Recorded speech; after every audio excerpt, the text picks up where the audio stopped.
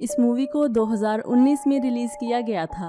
इस मूवी की story England के राजा हेनरी फिफ्थ पर बनाई गई है कि वो राजा बनना नहीं चाहते थे, लेकिन फिर भी उन्हें मुश्किल हालात में इंग्लैंड का राजा बनना पड़ता है। इस मूवी के स्टार्ट में इंग्लैंड के राजा हेनरी फोर्थ से हॉटस्पर बिल्कुल भी खुश नहीं होते।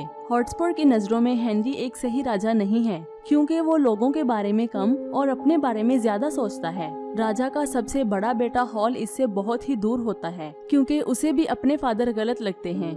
हॉल को शहजादा बनने का कोई शौक नहीं होता और ना ही वो राजा के महल में रहता है।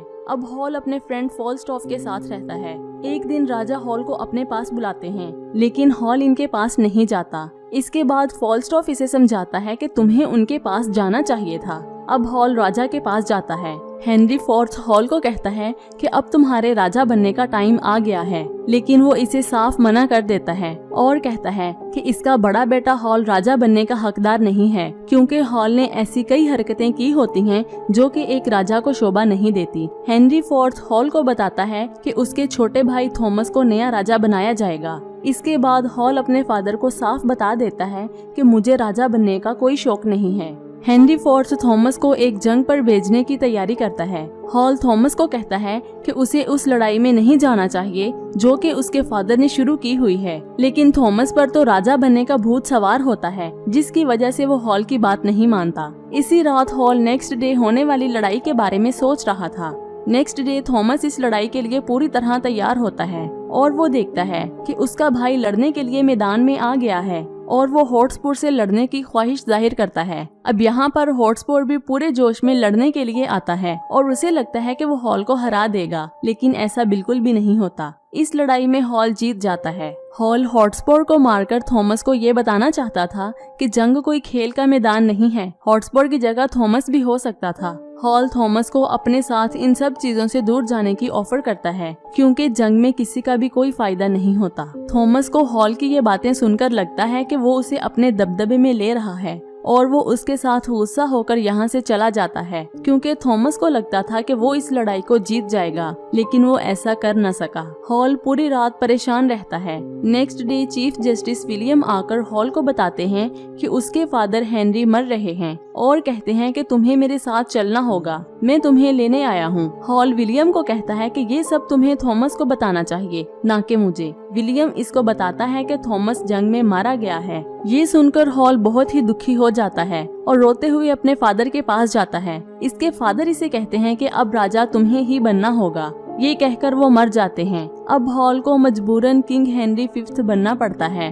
हेनरी के कुछ गोल्स होते हैं कि वो हर मसले को प्यार से सुलझाएगा। हॉल को दूसरे राजा तोहफे भी भेजते हैं।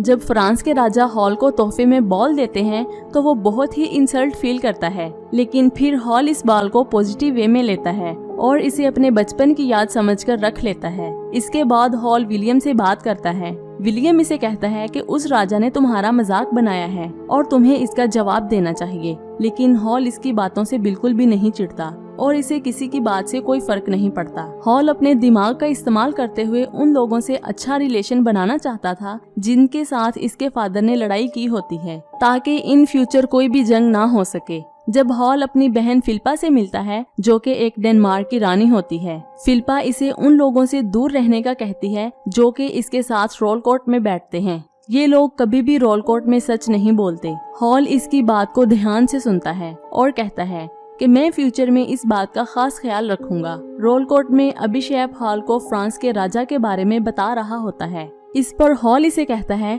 कि मुझे ये सब क्यों बताया जा रहा है। अभिषेक कहता है कि शायद इन्हें जल्द फ्रांस से जंग लड़नी पड़े। यहाँ पर सब फ्रांस के साथ लड़ाई करना चाहते हैं, लेकिन हॉल नहीं चाहता कि वो फ्रांस के साथ जंग करे। एक दिन चीफ जस्टिस विलियम एक बंदे को पकड़ लेता है। जब हॉल इसे पूछता है कि ये कौन है, तो वो इसे बताता है कि मुझे फ्रांस के राजा चार्ल्स सिक्स ने इंग्लैंड के राजा को मारने के लिए भेजा है। विलियम हॉल को कहता है कि फ्रांस के राजा ने तो इस बार हद ही कर दी है और कहता है कि शायद वो इंग्लैंड के राजा को कमजोर समझता है। हॉल ये सब कुछ सुनकर बहुत ही गुस्से में आ जाता है, लेकिन फिर वो अपने गुस्से को कंट्रोल कर लेता है और फ्रांस के किंग को एक वार्निंग लेटर भेजता है। इस लेटर में ये लिखा होता है कि उन्होंने इंग्लैंड के राजा हेनरी फिफ्थ को मारने की बचगाना हरकत की है। अगर तुमने फिर से ऐसी कोई हरकत की तो हम इस जंग को जीतकर यहाँ पर सुकून फैला देंगे। जब ये लेटर चार्ल्स को मिलता है तो वो अपने एजेंट को इंग्लैंड के राजा के करीबी लोगों के पास भेजता है। वो दोनों विलियम को समझाते हैं कि फ्रांस के राजा का कहना है कि वो किलर हमने नहीं भेजा।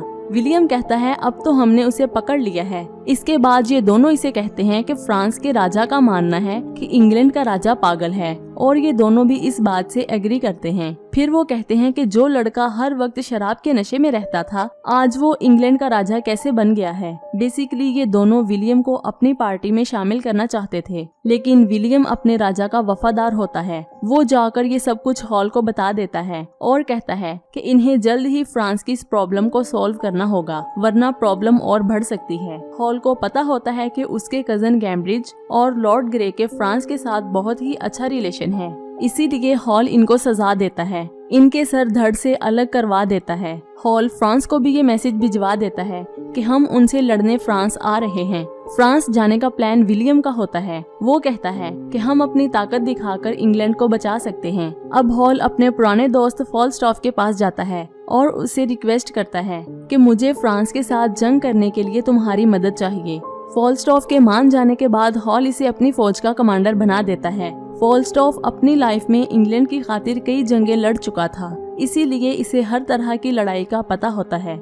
इसके मुताबिक जंग करने से किसी का भी भला नहीं होता, लेकिन ये फिर भी फ्रांस के साथ जंग करने के लिए इंग्लैंड के साथ होता है। हॉल जब फॉल्स्टॉफ को कमांडर बनाता है तो वो बताता है कि फॉल्स्टॉफ एक ऐसा इंसान है जिस पर मुझे भरोसा है। अब हॉल, फॉल्स्टॉफ, विलियम और इनकी फौज फ्रांस पहुंच जाती है। हॉल की फौज इनके किले पर आग के गोलों की बारिश करना शुरू कर देती है। कई दिनों तक यही सब कुछ चलता रहता है। इसके बाद किले के राजा खुद ही इनके आगे झुक जाते हैं। इसी रात डॉफिन हॉल के टेंट में आकर इसे धमकी देता है कि अगर तुमने फ्रांस को अपना नया घर बनाने का सोच ही लिया है तो मैं तुम्हारी बॉडी से सारा खून निकालकर तुम्हें एक दरख्त के नीचे दफन कर दूंगा। हॉल को इसकी धमकी से कोई फर्क नहीं पड़ता। ये लोग फ्रांस से जंग लड़ेंगे और इस जंग को जीतेंगे भी। हॉल को अब फ्रांस हर हाल में जीतना होगा। अब हॉल की फौज आगे बढ़ती है। इनकी फौज में कुछ बच्चे भी होते हैं। जब ये लोग जंगल में जाते हैं तो इनके 3 बच्चों को डॉफिन पकड़ लेता है। इन तीनों में से वो 2 बच्चों को मार देता है और एक को जिंदा छोड़ देता है ताकि ये बच्चा हॉल को जाकर बता सके। जब ये बच्चा जंगल से बाहर आता है तो इसके हाथ में छोटे बच्चे का सर होता है जिसे डॉफिन ने मारा होता है। ये देखकर सब लोग डर जाते हैं। जब इन बच्चों के बारे में हॉल को पता चलता है तो वो फॉल्स्टॉफ को अपनी फौज के मेंबर बढ़ाने को कहता है और जितने भी फ्रांसीसी कैदी होते हैं इन सबको मार देने का ऑर्डर देता है। फॉल्स्टॉफ कहता है कि मैं पहले ऑर्डर को फॉलो करूंगा और कहता है कि मुझसे ये कैदी नहीं मारे जाएंगे। हॉल बहुत ही गुस्से में फॉल्स्टॉफ पर चिल्लाता है और इसे कहता है कि मुझे वो फॉल्स्टॉफ नजर नहीं आ रहा जिसकी बहादुरी के मैंने किस्से सुन रखे थे। अब फॉल्स्टॉफ कहता है कि मैं वक्त आने से पहले नहीं बोलता, इस बात का जवाब मैं वक्त आने पर ही दूंगा। इसके बाद ये लोग अपनी फौज के साथ आगे बढ़ते हैं।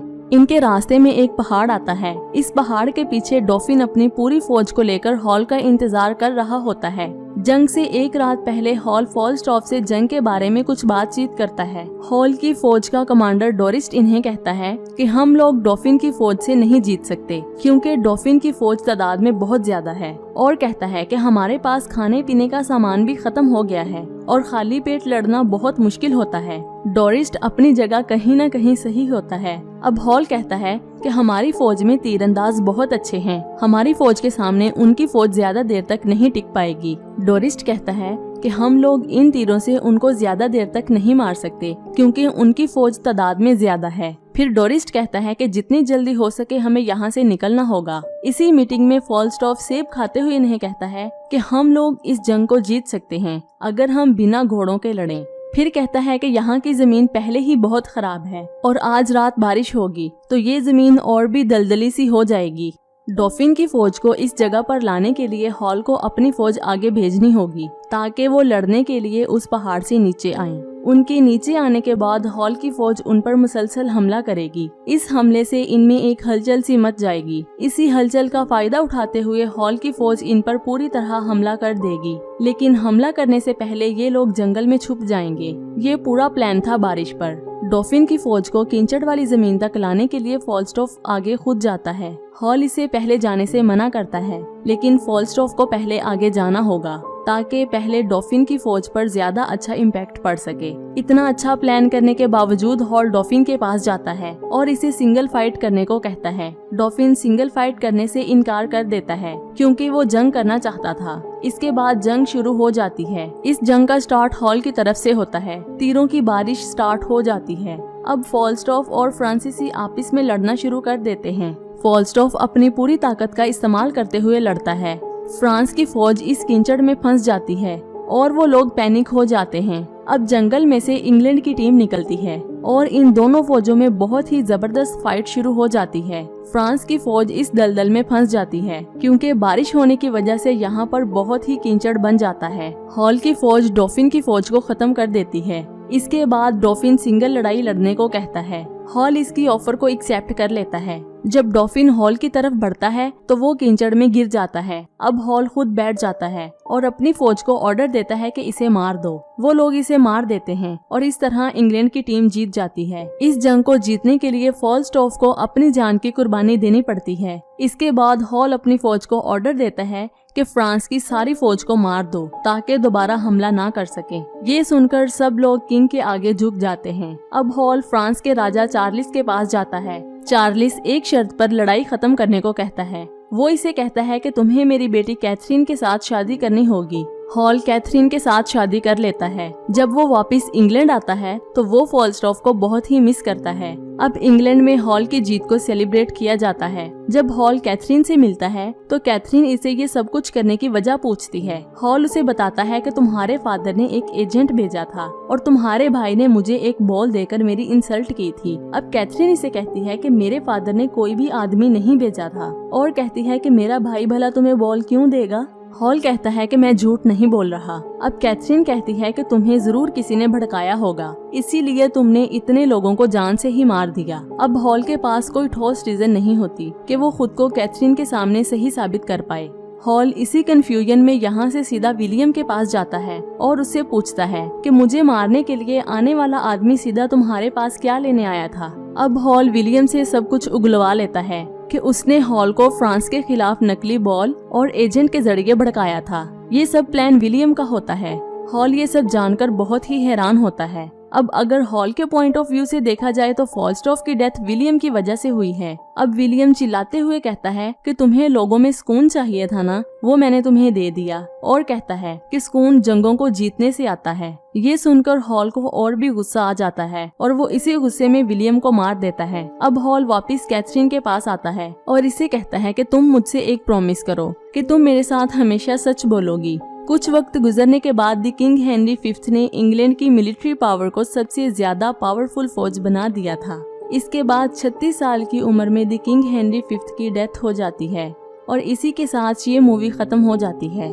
तो आज की ये मूवी आपको कैसी लगी नीचे कमेंट्स करके जरूर बताइएगा और ऐसी मजीद मूवीज को देखने के लिए हमारे इस चैनल हॉलीवुड उर्दू को सब्सक्राइब करके बेल आइकन को प्रेस कर दें ताकि हर आने वाली नई वीडियो का आपको नोटिफिकेशन मिल सके।